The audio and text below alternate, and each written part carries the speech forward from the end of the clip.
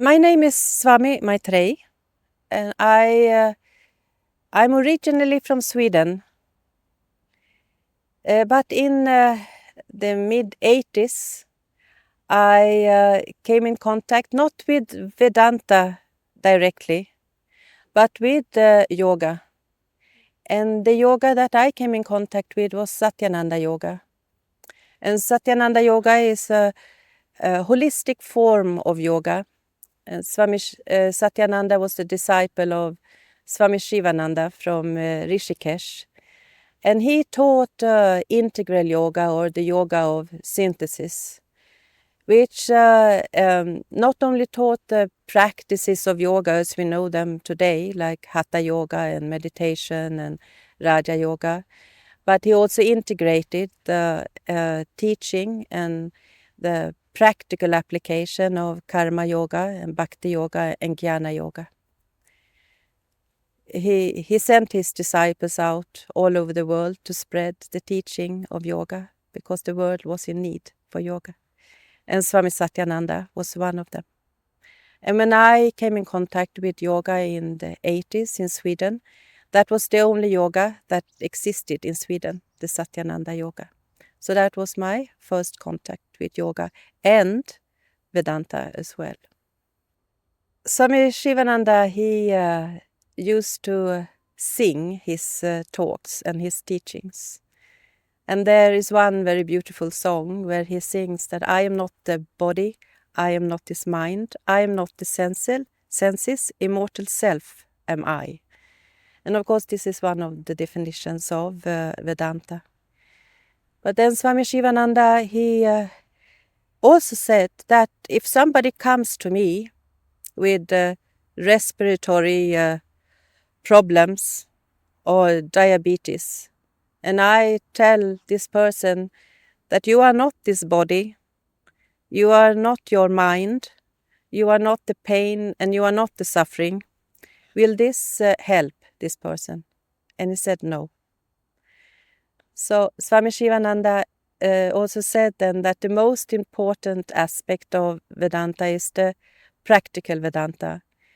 And the definition of practical Vedanta is not my spiritual goals or what I can gain or my search for freedom or moksha or self-realization, but what I can give to humanity.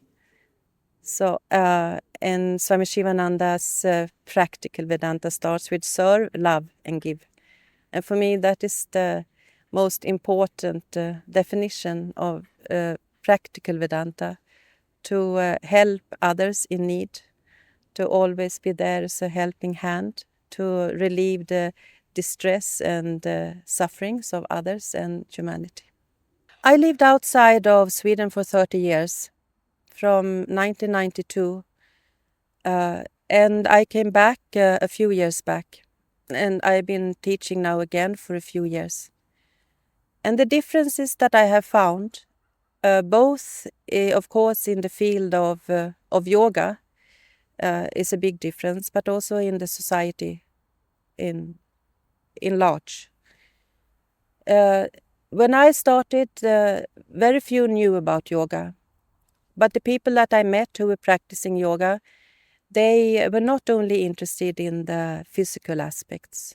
Today people think that yoga is a few stretching or a few postures or a little bit of breathing exercise.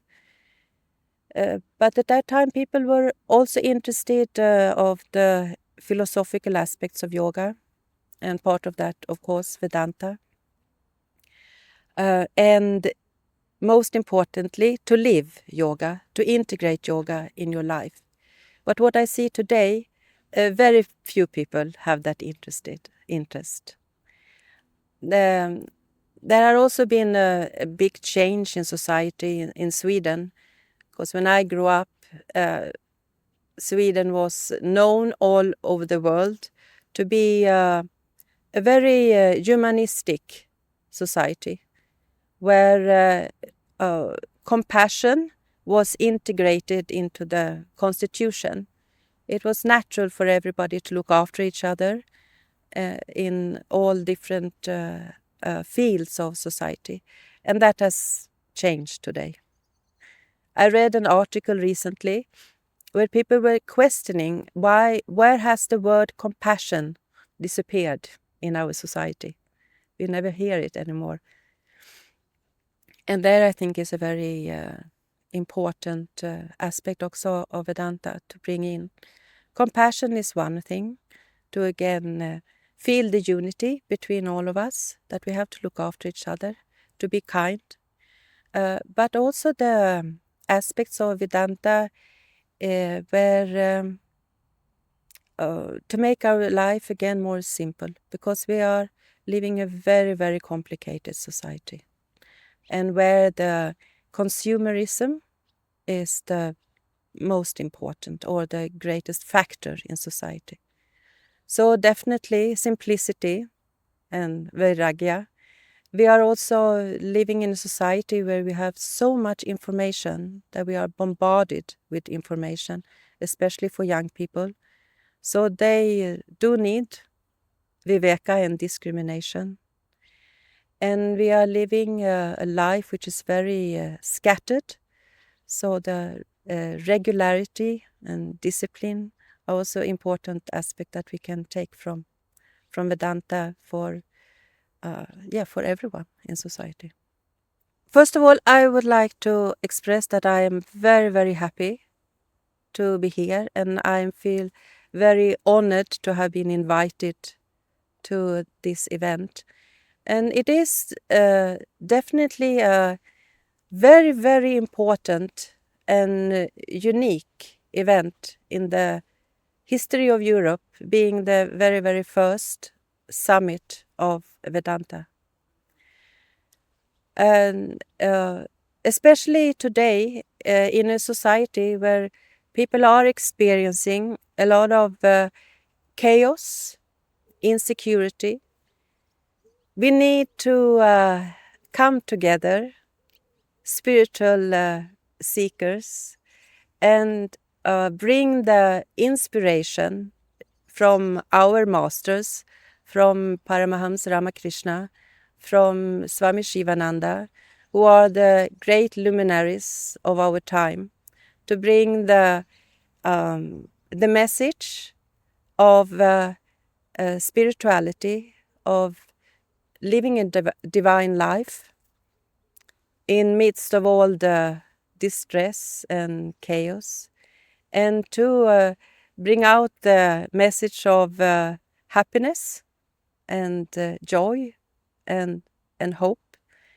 So I think this is a wonderful opportunity that we have come together, like-minded spiritual seekers.